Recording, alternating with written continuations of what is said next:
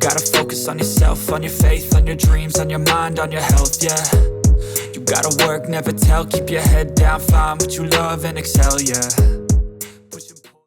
200 megapixels. Yes, that's the headline feature. This is the brand new Xiaomi 17 Max, recently unveiled by Xiaomi, and it comes packed with a Leica-tuned 200 megapixel primary camera. After taking a series of sample shots, I was genuinely impressed by how much detail remained even after heavy cropping. On top of that, Xiaomi has equipped the phone with an enormous 8,000 mAh battery, the largest battery ever featured in the company's numbered smartphone lineup. So, with these major upgrades, does the Xiaomi 17 Max truly deserve the Max branding? Let's find out. A quick shout out to my tech partner from China for sharing this video. A big thank you for making this possible.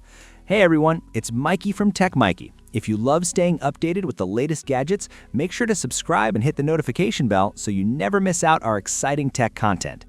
The Xiaomi 17 Max is available in 3 color options: Sky Wolf, Pixel Black, and the white version that I have with me today. The camera module sits in the upper left corner of the rear panel, creating a clean and minimalist appearance.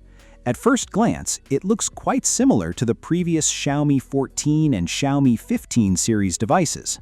However, unlike earlier Xiaomi Max models that featured more decorative elements on the back, this design feels much more restrained and refined, resulting in a cleaner overall look. The phone weighs 225 grams and measures 8.56 mm thick. Considering its large screen form factor, it feels surprisingly manageable in hand. When held horizontally, the relatively compact camera module doesn't dig into your fingers or create discomfort, making activities like gaming, watching videos, and taking photos feel more natural and enjoyable. Turning to the front, you'll find a massive 6.9-inch 1.5K flat display.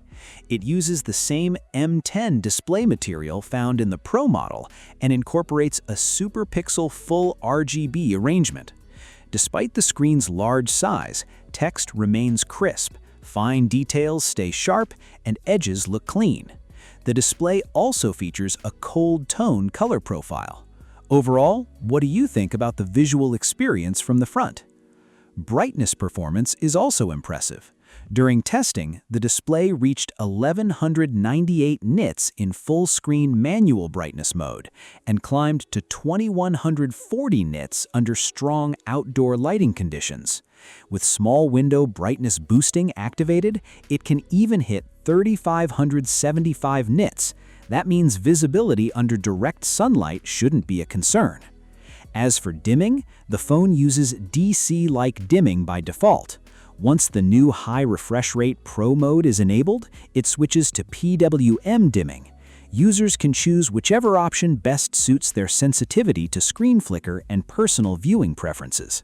Overall, Xiaomi didn't simply focus on making the screen larger. The company also paid attention to the overall display experience, and that's definitely worth recognizing. Now let's move on to the camera system. Since this is a Max model, imaging performance is naturally one of the biggest points of interest. Looking at the hardware, the Xiaomi 17 Max still features a 3-camera setup. The main camera uses Samsung's HP9 sensor, a massive 1.11-inch 200-megapixel sensor. Supporting it are a 50-megapixel 3x periscope telephoto lens and a 50-megapixel ultra-wide camera. Let's start with the 200-megapixel main camera. The greatest advantage of a high-resolution sensor is, unsurprisingly, the sheer amount of detail it can capture. Take this information board on the wall as an example. At normal viewing size, the difference may not seem dramatic, but once you zoom in on the text at the center, the obvious gap becomes clear. In the standard shooting mode, the small characters blend together and become difficult to read. In contrast, the 200-megapixel mode preserves significantly more detail. Even at extreme zoom levels, the edges of the letters remain clear and the strokes are still distinguishable. This becomes incredibly useful when you need to inspect fine details, capture documents, or photograph text-heavy subjects. The advantage is equally noticeable when shooting buildings and textured surfaces. The sensor's huge resolution allows intricate patterns and structural details to remain visible even after cropping. Another major benefit is the flexibility it gives you during editing. Last weekend, I casually photographed a black swan in the park.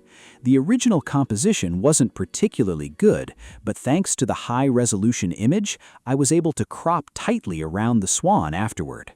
The final image looked much cleaner, and the detail remains surprisingly strong. The same approach worked with other photos as well. Images such as the flower pots mounted on the wall and the elderly man rowing a boat across the pond were both heavily cropped from a single 200-megapixel wide-angle shot.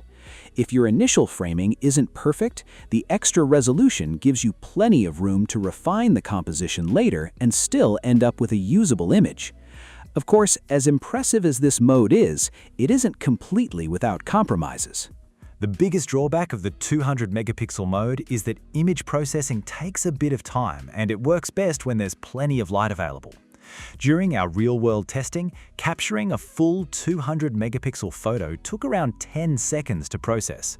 Thankfully, in normal shooting mode, the camera uses a 16-in-1 pixel binning technique to output 12.5-megapixel photos, which is much faster and more practical for everyday use.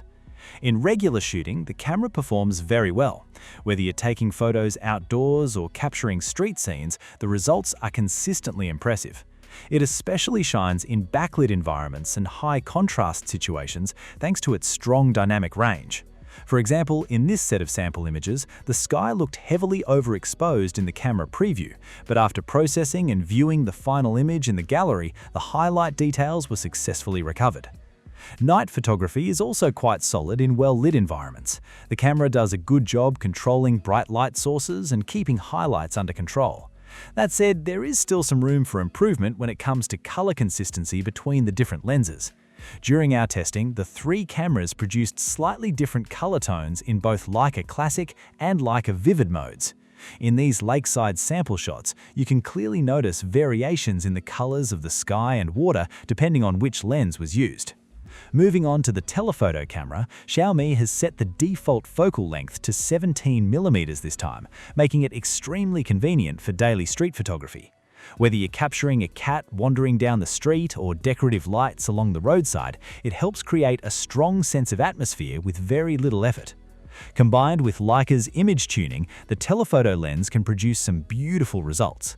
In this sample photo of an elderly man rowing a boat, the color rendering and overall mood actually look even better than the cropped image from the main camera thanks to the dedicated 3x optical zoom. The telephoto camera also supports macro photography, which comes in handy when shooting flowers, plants, and other small subjects. In our testing, the closest focusing distance was approximately 20 centimeters. If you move any closer, the phone automatically switches back to the main camera. If you want to keep using telephoto macro, it's best to enable the super macro mode manually. Take a look at this set of foxtail grass sample photos. Can you figure out which shot was taken with the main camera macro and which one came from the telephoto macro? I'll give you a few seconds. 3, 2, 1. Honestly, after comparing them, I actually think the main camera produces the better macro results. That 200-megapixel sensor is just incredibly capable. Moving on to performance, the Xiaomi 17 Max is still powered by the Snapdragon 815 chipset. However, since this is the larger Max model, the big question is whether the cooling system and performance tuning are more aggressive than what we get on the standard version. Starting with lighter gaming workloads, we tested a title running at up to 120 frames per second. The phone delivered an average frame rate of 119.7 FPS while consuming just 3.5 watts of power. The highest recorded temperature was only 41.9 degrees C. For less demanding games, the experience is basically effortless.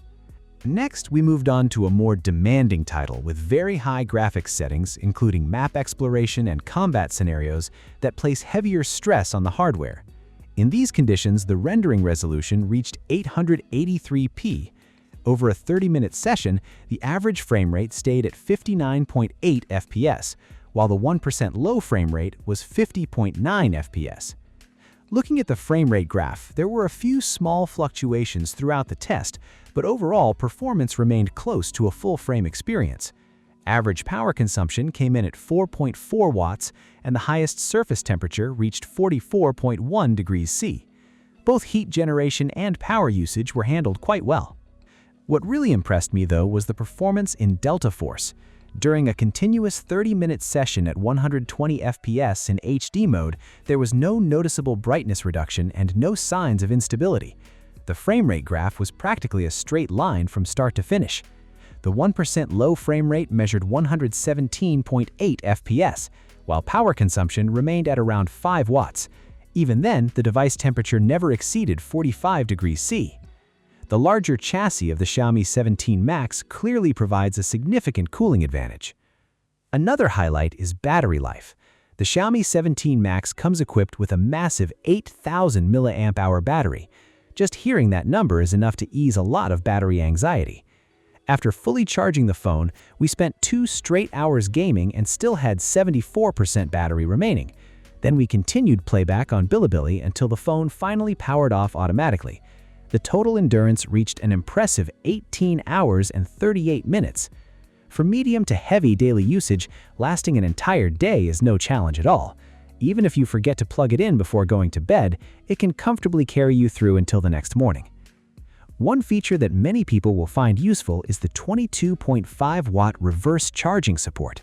When you're out and about, the Xiaomi 17 Max can essentially double as a power bank. If a friend's phone is running low, you can simply use your device to give it a quick boost. With this battery size, battery anxiety becomes much less of a concern for both phones. When it comes to charging, the device supports 100-watt wired charging and 50-watt wireless charging. Using the included charger, it took 1 hour and 10 minutes to go from completely empty to fully charged, followed by an additional 9-minute trickle charging phase. That's not the fastest charging speed we've seen, but considering the enormous 8,000 mAh battery inside, the result is still perfectly reasonable. As for the rest of the hardware package, flagship essentials like an ultrasonic fingerprint scanner and IP68 water and dust resistance are included.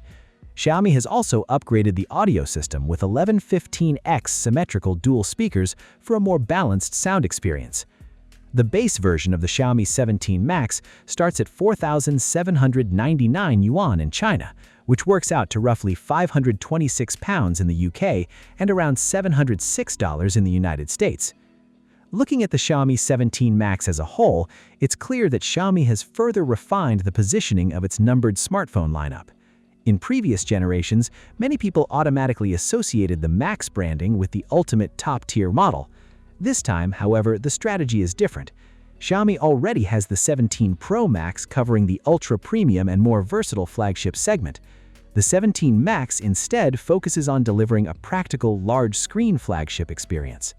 The Max branding here is all about daily usability. You get a huge display, exceptional battery life, reliable camera hardware, and features that directly improve daily use. As a result, Xiaomi's numbered series now has a much clearer separation between the standard lineup and the Pro lineup, allowing each model to target a specific type of user. That's going to wrap things up for this video. If you found this review helpful and enjoyed watching, be sure to leave a like, drop a comment, and subscribe to the channel for more tech content. Thanks for watching, and I'll see you in the next one. Bye!